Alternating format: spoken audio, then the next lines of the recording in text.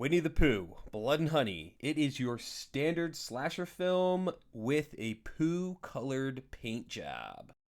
Wait, and it's not all that great, to be honest. Hell, it might not even be the greatest bear-themed movie to come out this February. But it was an entertaining movie nonetheless. So if you don't care about spoilers and just want to know what this thing is all about, then sit back as I regale you with the stunningly fraudulent plot of this movie. Blood and Honey opens with an animated retelling of Winnie the Pooh, explaining how Christopher Wobbins became an adult and abandoned his friends in the 100-acre woods. Alone and forced to fend for themselves, they resorted to eating Eeyore, and this act turned them into feral beasts with a raging hatred for humanity.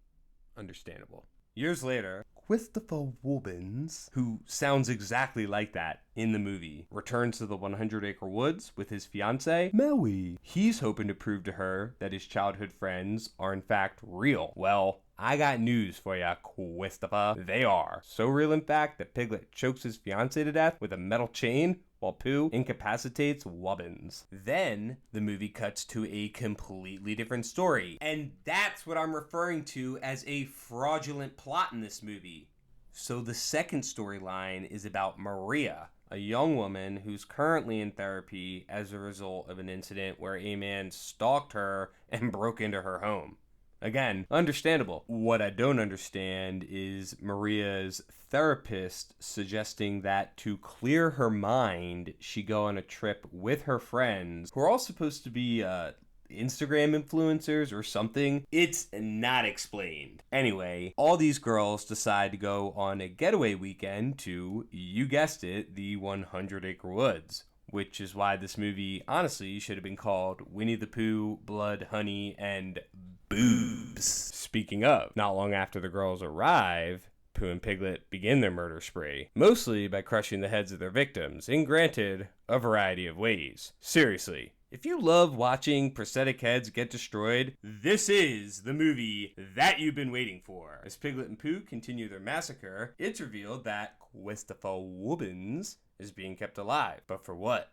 Blood? Honey? No. Revenge. In line with standard slasher movie fashion, eventually only 3 women remain, including Maria, and that's when the movie finally connects back to the opening scene. The women discover Christopher Wobbins and free him, along with some random lady. The ragtag group has to face the demonic Pooh and Piglet while failing miserably and having their heads respectively cut off, crushed, and stabbed through a wooden pike. Really, it's a lot of fun to watch. At the end, it's just Pooh and Christopher Wobbins, alone in the 100-acre woods. Christopher Wobbins just runs away, and Pooh slowly continues pursuing him as the movie ends with a final Pooh will return message. Blood and Honey is a wild movie that definitely isn't taking itself too seriously and even harkens back to a simpler time for horror. Hell, for movies in general. It's got gruesome deaths, as I've already said, lots of chests, and a mute killer that's seemingly unkillable at the center of it all, mutilating a bunch of morons. Again, pretty good stuff. The problem is, though, that Winnie the Pooh, Blood and Honey is nothing but a bait and switch. A fraud. For the most part. I bet the script of this movie originally didn't even have Winnie the Pooh anywhere near it. It was probably just a horror movie about social media influencers being stalked by a crazy fan of theirs, which is a shame because that might have honestly been a more interesting movie. You know, it's almost as if they realized they could attach Winnie the Pooh to the story for free and sell the movie on that, despite the fact that the movie has nothing to do with Winnie the Pooh. You could insert any generic horror monster into this movie and nothing about it would change. But the biggest problem that I have with this movie is the disparity in quality between Pooh and Piglet's masks. I mean, it completely took me out of the movie. Pooh's looks good.